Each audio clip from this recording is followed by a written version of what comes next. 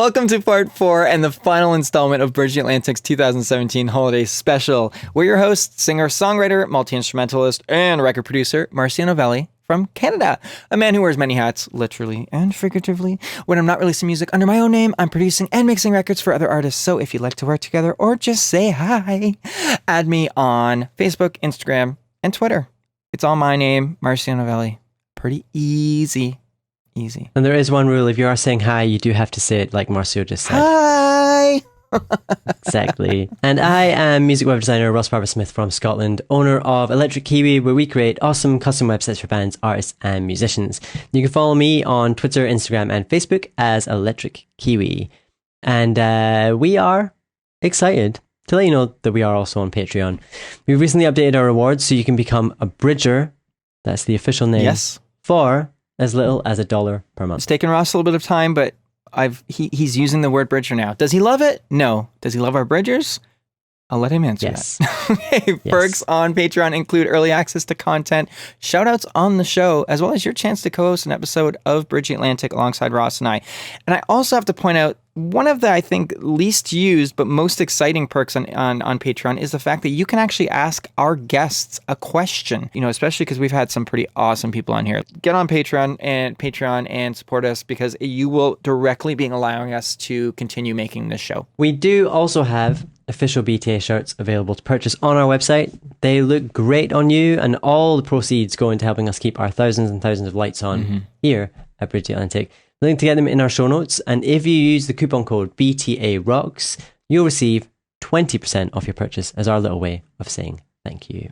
Lastly, before we dive into part 4 of our 4-part holiday series, speaking of which, make sure you check out parts 1 to 3. They all kind of lead into each other here. We are so pumped to tell you that we are giving away a free t-shirt to every 100 subscribers we gain on YouTube until the end of 2017. So all you have to do is click subscribe. Really can't get any more easy than that. You just click subscribe and you're automatically entered in the contest. And if you tuned in to part 3 of our holiday special, you'll know that we talked about sales and promotions during the holidays, and we are also running one of our own. Yeah, we'd be total hypocrites if we gave you guys all this advice for the holidays and then we're like, we're not even doing anything ourselves. No, of course we are. Up until the end of the year, we're running a buy one, get one free sale on all of our shirts. 7 different colors. What are the colors, Russ? Black, white, blue, navy blue, red, purple, charcoal. And charcoal. Yeah, there we go. Just head on over to our website to get yours. Simple as that. Pretty simple. Let's dive in, though. I'm excited to dive right into this episode. Let's just do it. Yep, and dive we shall. So now that we've covered this past year and we've talked about ways to make the most of the holidays for selling your music and merch, so that's parts 1 to 3. We are now looking forward to the year ahead, and we're going to talk about ways that you can make the most out of the new year, both this year and for the years ahead. We talk good. Something that comes up with various guests on this show is goal setting and planning. Not necessarily things that all creatives are good at. I know I've had to work on it. Ross has been great at helping me be a little bit more organized. Ross isn't too good at it either. But anyways, it's not something that we're necessarily good at or really enjoy. But, setting targets and goals can really help you to achieve more. I know Ross and I do it on this show. Behind the scenes when we're not shooting this stuff, we are setting goals for ourselves.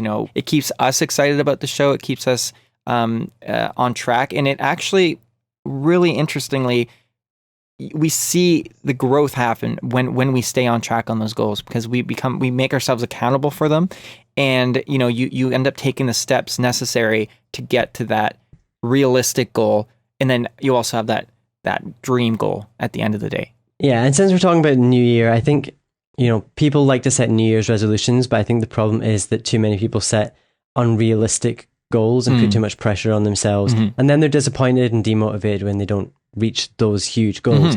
So instead of setting one big goal, the best thing to do is really set yourself multiple small goals and maybe stagger the kind of the end date for those throughout the year. To get from here to the moon, for example, you can't just jump. You know what I mean? You need all the steps to get that rocket ship built, and then all the people along to help to make sure you're safe along the way. You know what I mean? There's a whole variety of steps you have to go through. So, example, if you're looking to tour next year, rather than setting a goal of North American tour, Set yourself a smaller target, which will help you to achieve the bigger goal down the road. Like a goal to tour in a certain region of the country, maybe start off playing shows in your city and then maybe even set a small little tour just within your province or state, and then you branch out beyond that, and your end goal could be, I toured the country. Oh my gosh, now I toured North America. You know what I mean? That is just much more feasible. And also you'll make more of the mistakes in the smaller, the smaller places, I guess, and you'll learn a lot that will help you. But anyways, you'll probably find that once you reach the smaller goal, you'll feel more accomplished, which is really important because, any creative industry, music, film, podcasting, being a YouTuber, anything, you put in a lot of work, a lot of hours. And, if you set up those smaller goals that you can celebrate, it's very easy to run out of steam and just feel defeated. Ross, you and I have been there countless times, and it takes a change in attitude. It takes a change in trying something new, trying something a little bit different, or the same thing in a different way, I guess. And 3, it really takes setting those small goals and not dismissing them. I used to be king of doing this, just dismissing, particularly as a musician. I would say win an award or this, and immediately I would just be like, it's only this. My wife would be like, what are you talking about? Celebrate these moments. Do you think these artists that you look up to only ever had those huge moments? It's all those small moments that actually truly matter, that are all, when you look back, you're like, wow, that happened, and then this happened. So if that small little thing didn't happen, that next thing wouldn't have happened. So celebrate each thing along the way. It puts out the right energy. It helps you stay positive. It really is just about taking that big goal and breaking it down to the smaller goals and tasks. And as you said, celebrating them along the way. Having the big ambitions is great, but feeling like you're not meeting your expectations can be really demotivating. So keep the bigger goals in mind, but really focus on achieving those smaller ones. And remember to look back at them, and that it does all add up. And it's going to, all of those achievements are just going to help you move forward and reach the bigger goal. It's kind of, this kind of reminds me of when I started vocal lessons years ago. My vocal coach, my goal has always been to become a better and better singer every day. You know what I mean? And it's not for any other reason than for myself to feel like I am growing, as a singer. I might not ever even sing that lowest note or that highest note in a song on stage or anywhere. Probably will. But the point is, it's for me. You know what I mean? Let's get scientific here and psychological. We get that dopamine rush. It makes us feel good. It makes us motivated. It makes us keep going. You know what I mean? So let's not forget about that. So I think another goal of yours could be something like getting your music placed in film or TV. You know what I mean? That's I think a lot of musicians particularly overlook this. That in itself is a pretty big goal. So try to break that down a little further. Yeah. So something like that you might want to break down into different goals or steps. And that could include stuff like establishing which tracks of yours you want to get placed, because you need to, that's something you need to think about. Researching different licensing companies who work with artists in a similar genre to you, because without knowing who those companies are, how is that music going to get in the film and TV? And, once you've done that, another step would be reaching out to those companies to get that conversation started. So really, it's a big goal, but there are lots of little actionable steps that you can take to get to that goal. And it's really just a case of identifying those first and taking them one at a time, because without one, you're not going to be able to do the other. Yeah, I think you could even break those down into even smaller goals too, But the point is that every large task has multiple steps to achieving it. And identifying the smaller steps can really make a huge difference to getting things done and getting things moving. Yeah. And big tasks are overwhelming. I think we've talked about this before, just between ourselves, that when you've got just lots of big tasks on your list, you don't know where to start. No. But if you're able to break them down, it makes it a lot easier to get started and a lot easier to achieve them. Absolutely. And I think while we're on the topic of music licensing, do check out our interview with Pam Lewis-Rudden for some tips on getting your music placed and how to approach a sync licensing specialist, because she does break this down a lot more. She's got a lot more experience in that field than us. If you are struggling to keep on top of your goals, reach out to other artists and creatives to see if you can become accountability partners. Sometimes having someone else on board who is also trying to make things happen, I think, can be a motivating factor. I know I have one of those. His name's Ross. Thank you, Marcia. Yeah, I think I think when it comes to accountability partners, I think sometimes people have misconceptions about what that means. It doesn't necessarily mean that you're there, chasing them down to make sure that everything's getting done. Sometimes it can just be you're there for moral support. You're talking through things. You're helping each other out with stuff. I mean, there is an element of, did you get that done? Well, why did you not get that done? But it's not like a teacher at school telling you off for not getting it done. Right. I think just the fact, knowing that you're not completely alone in something can really help. And you may be able to help each other out by making introductions or suggestions that will help you both achieve the different things you've got going on, because everyone's got different connections and different perspective. And I think that can definitely help, because I think if you're doing something completely by yourself, you can sometimes lose sight of where things are going right or where things are going wrong. So that other perspective can definitely help. Absolutely. And I know for me, you've definitely been a help several times. I've come to you, whether it's I'm at a point where I'm like, or it's just a point of, dude, I'm really excited about what I'm doing, but I just wish, where do you think I should put some of my energy, And sometimes just, having a confidant or somebody that you really trust to just reflect something back to you, it can be very helpful. I know you've helped me in quite a few regards in my music career, and just a couple of suggestions. I really take what you have to say with a grain of salt. Okay, I take what you have to say in high regard. You have to actually with everyone, but I hold it in high regard, and and I use that, and it's been very, very useful.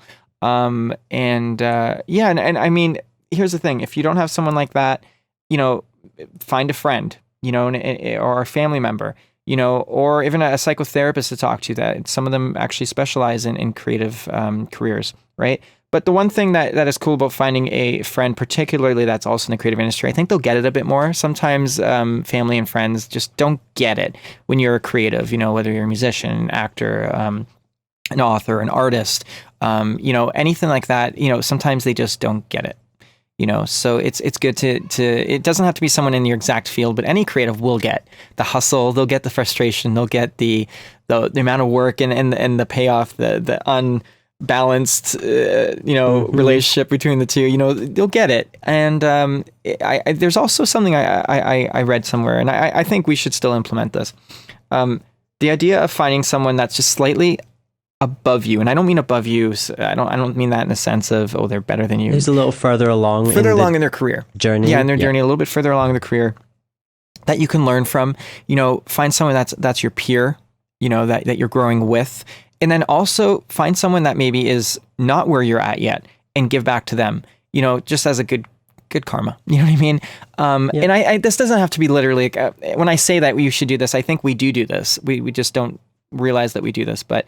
It doesn't necessarily have to be one person, but it could be just someone you encounter along the way that you share some advice with. I know I do this all the time. And, we have some people on this show that are phenomenally successful that we pick their brain during the show and sometimes a little bit after, and they're being very generous and giving back to us. And I would say Ross and I help each other out a lot, So that's something to think about too. But anyways, if you want more advice on setting goals and making things happen, we recommend you go back and check out our interviews with Suzanne Polanski and Stephen Christian of Anberlin. Great guy. As there's some really actionable advice in both of those episodes that will set you on the right path. But hopefully, we have got you thinking about ways that you can plan ahead for the new year. Mm-hmm. But it's probably time for us to take a quick break, and we're going to jump into a game of Two Truths and a Lie. Yeah, oh my gosh, we had a great time chatting with Nettwerk Music Group's Terry McBride earlier this year. He tried to trick us by telling us 3 things he has given as gifts at Christmas, and of course, we had to guess which one was the lie. So how did we get on? Let's see. Take it away. Okay, I've given Lego tape. I've given fishing reels. And recently, I've given a turntable where the turntable doesn't actually turn, the actual device turns. Oh, man. See, my wife's a psychotherapist, right? And every time we've done this, she always knows before Ross and I know. She's like, I know, because she knows when people are lying. It's kind of amazing, but awful. Bad for you. It's kind of awful for me. Sometimes when people lie, they give more information than they need to give. What do you think? Terry's a smart guy. I think flip that around. Yeah, exactly. That's what I think Terry's done here. Terry's a smart guy, so maybe he knows this. Yeah. I want to ask about the Lego tape. I don't know what that is. Follow-up questions. It's like basically tape that has Lego stuff that you can wrap around things and then attach Lego to it. Oh, okay. So you can make stuff that's not, a simple kind of structure. You can make something a bit crazier. It basically allows you to put tape on something and then attach Lego to it. And okay. Did the person like that Lego. gift? And the second one was... Sorry. We are the second so one good was at this. fishing reels. We are so good at hosting, Ross. The second one was a... Fishing reel. I don't know if I believe that. You're vegetarian. But then you're pescatarian, No, though, right? pescatarian. No. Pescatarian. Okay, so maybe that... And did the person like that gift? I'm just going to ask you if they liked all the gifts. Actually, yeah, I actually gave away 3 fishing reels.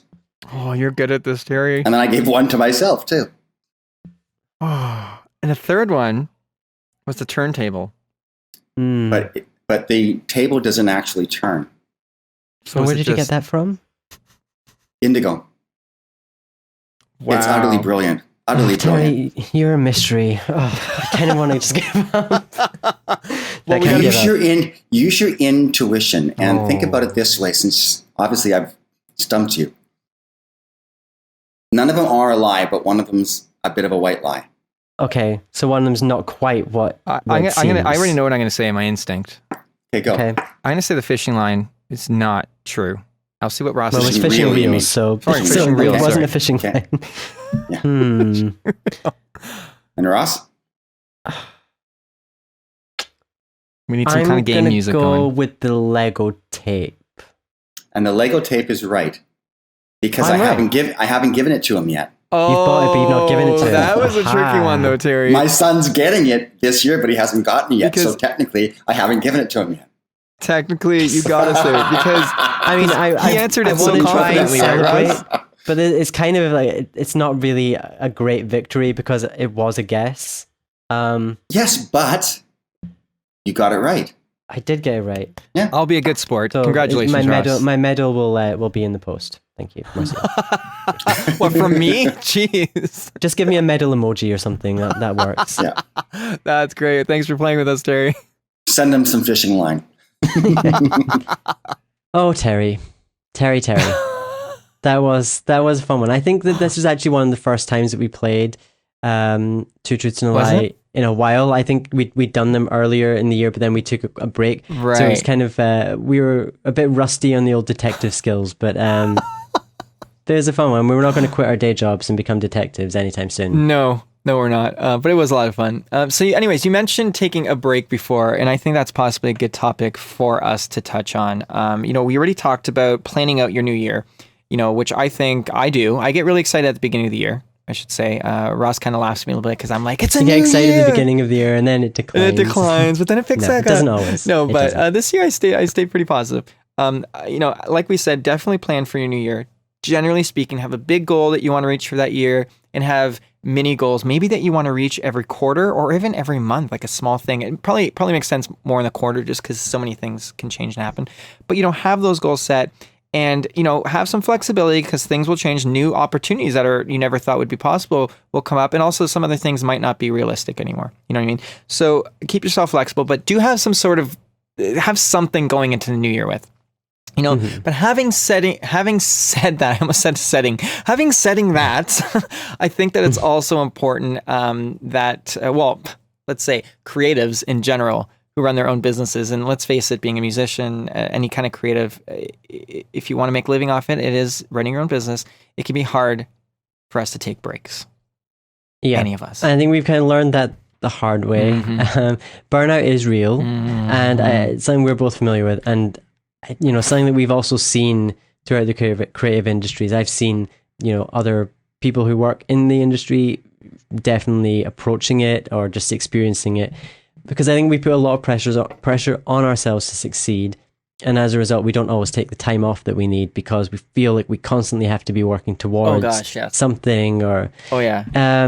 And yeah, it's tough. It definitely is especially, a lot of entrepreneurs have that same fire that I think Ross and I have, and many of you watching this and tuning into this right now can totally relate to just having that burning fire when you're sitting down. You feel I personally feel restless, like I'm just sitting down. What do you mean? I'm just watching. I could be working right now. I could be working towards my goals. And, especially Ross and I, and many of you can relate to this. We have multiple projects, our own personal projects that we run, and also our projects together, like, Bridge Atlantic, and the multiple projects within that project, which many of you can relate to, so, as enjoyable as all these things are, the holidays can be an exhausting time of the year.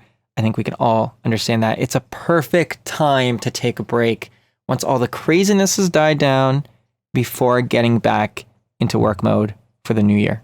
Breaks do really help us to recharge and become more productive, but I need to remind myself of the benefits of taking a break, because I'm like you, always kind of in the back of my mind is, I could be doing this, I could be doing that. But really, I need to not be doing anything so that I can allow myself to become recharged for getting back to it. I actually took a break last year. You saw this. You saw the change in me. I took a break at the end of the year. I wouldn't say I took all of December off, but we did take December off Bridge Atlantic. Because last year, we really worked crazy on this, guys. And this year we still have, but we just got smarter. I think don't work harder, work smarter. That's a big thing that we're learning in all regards. Anyways, last year, I don't remember how long I took off, but I think I definitely took a week or two off at the end of December. And I don't know, maybe you can talk about this, Ross. I know how it made me feel. It definitely relieved a lot of stress. It got me clear-headed. I was able to spend quality time with my wife and kids. And I know I came back fully recharged. I don't know if you remember this, Ross, if you can talk about this. Yeah, you were unbearable. Kidding.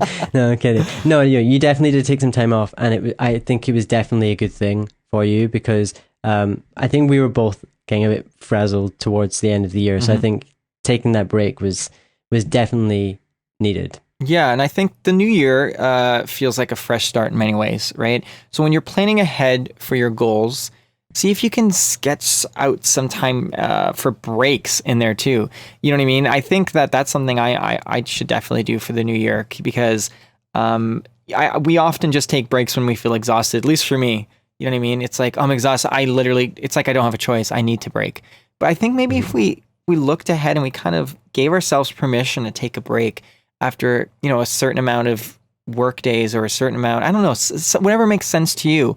I mean, if you block it off in your calendar, in some ways, yes, you're maybe putting a little bit of pressure on yourself to achieve some things before the dates that you need to take a break. That's accountability. But it can be a good thing. Yeah. It's like when you're at school and you have exams or something, that you have to get stuff done by that time. So setting yourself some deadlines is good, but I've always worked better under pressure. Sometimes a little pressure and a little fire in your ass can really make you, can put you into overdrive. I guess maybe the lesson is to be able to get yourself to that place without needing, kind of trick yourself into the pressure. And maybe this is it, saying that, no, next week, I'm taking the whole week off. I have to get this done, and maybe it'll make you, record that song, or finish that new song, or, read that new script, or whatever you're doing, or write that new,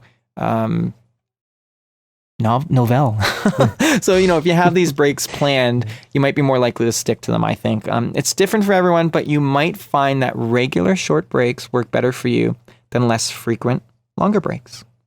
Yeah. And I think for me, the regular short breaks work better. Agreed. Because if I take too long away from my inbox, I end up having to spend a whole week catching up on email, and that's not productive. I gotta hear about it. Yes, you do. So the smaller breaks are better, because it's just a little bit easier for me to manage when I get back. But it totally depends on who you are and what you do, because it's going to be different from everyone. But I think when you are taking a break, one of the important things is to really unplug and make that break count. Put your phone aside. So many people take breaks, but they're still fully active on their social media, and they're still replying to emails. So it's not really a break. It's like, okay, you might not be working as full on as you were, but you are still working, and you're not really relaxing. So it's kind of a fake break. Your fans will still be there if you don't tweet for a day or two, or maybe even a week. I mean, you can even not tweet for 2 weeks or a month. Your fans are still going to be there. Okay, so chill out. Chill out, guys. Exactly. Chill out. And I think that's a good place for us to wrap this up. Plan out your new year, get excited about it, but also take a break. Take a break maybe before hitting that new year, and also schedule in some breaks. Whether that's scheduled way in advance or just as you go. Speaking of breaks, just before we do wrap up, maybe give yourself a weekend. That weekend doesn't have to be Saturday or Sunday. It could be any other day. I know, Ross, at one point, your weekends were technically Sunday and Monday. Now they are Saturday and Sunday. My weekends are Saturday and Sunday, and that's when I try my best to unplug and enjoy time with my family and friends, and a little bit of time for me, like, going out and do something fun. And, I do always, every time I do that, I do come back recharged. Sometimes I'm just overzealous and so excited about the work I'm doing that I do work through weekends. And as much as I'm excited about... That's okay sometimes. That's okay sometimes. But, I'm excited when I'm doing it. But then I end up feeling guilty. I'm like, oh, my weekend was just worked. And then this new week is starting and I'm just going to work. And my kids will be at school now. And my wife's at work during the week. And it's like, oh, no. Actually, we had a recent experience with this where I emailed Ross on a Saturday about another project Ross and I were working on, and Ross's response kind of parentally, which was kind of funny because I'm the parent in this relationship. Please note that the response was sent on Monday and not on Saturday. That's right. It was on a Monday. He was like, remember, Marcio, we don't work weekends. And my response was, you're right, Ross. Thank you. We sometimes we do keep each other in line like that. So again, bring it all full circle for an accountability partner, whether that's someone you're working with like Ross and I, or just someone else. Keep yourself accountable. Basically, do what we said in this episode. Do everything we said. But it's just a guideline. Take it for what it's worth. But make this make sense for you. I know a lot of people will listen to what people have to say and think they have to do everything exactly the same way, and then they get disappointed with the results. Take this and then make it work for you, and that means trying what works. What will work, and also revamping it as you go along, which I think Ross and I are always doing. Revamp it and make it make sense to you. Yeah, you have to. But guys, that's it for part 4. That's it for it all. No more holidays for us. Bye. You can find us on Twitter, Facebook, Instagram, iTunes, and YouTube. And please do visit our website and pick up one of our shirts while you are there. Just a little bit about me. I'm working on my second solo album, and you can pre-order it on my website, marcionovelli.com, specifically marcionovelli.com/pre-order. Follow me on Facebook, Instagram, Twitter, and Spotify if you want to hear my music. It's all my name, Marcio Novelli. And I am working on websites for various artists at the moment, and you can check out my work at electrickiwi.co.uk. You'll find me on Twitter and Instagram as Electric Kiwi, and on Facebook, Electric Kiwi Design. This episode was brought to you by 30 Roses, a virtual assistant and consultant to musicians and other creatives, as well as Music Entrepreneur HQ and Social Surge. All links are in the show notes, the description, and so check them out. They do help us keep this show alive. Oh, you stole my line. And if you would like to sponsor the show, visit patreon.com/bridgetheatlantic. Like we mentioned earlier, we've recently updated the rewards, which now include sponsorship at the start of our interviews, as well as an opportunity for you, yes you, to co-host an episode. Make sure to subscribe on YouTube and iTunes so you don't miss any episodes, and leave us a comment and let us know what you think of the show. I also didn't use my podcaster voice for that. I'm sorry to you everyone. Didn't, and actually, I'm kind down. Of thankful for that. I know everyone misses it. I know they do. Well, here, I'll throw you a bone here, Ross. I just want to say to all our, YouTube subscribers, iTunes subscribers, anyone that's a subscriber anywhere, especially our patrons, you are truly helping to keep this show alive. Oh, alive! Yeah. He's bitter now. He's bitter. I stole his line. I am. Anyways, guys, thanks for tuning into part 4 of our 2017 holiday special. Hopefully you enjoyed this series. We had a lot of fun making it, and we hope that you will enjoy and take something back from us. And hopefully we'll see you in 2018. Yeah, if you missed parts 1, 2, and 3, you can catch them on our YouTube channel, of course. Don't forget to click that subscribe button. And if you did catch them ready, why not check out an older interview you haven't seen yet, If you're subscribing on YouTube, make sure to hit that bell so you get notified of our updates. And of course, for your chance to win a free shirt for every 100 new subscribers we get until the end of the year. That was very well done. Thank you.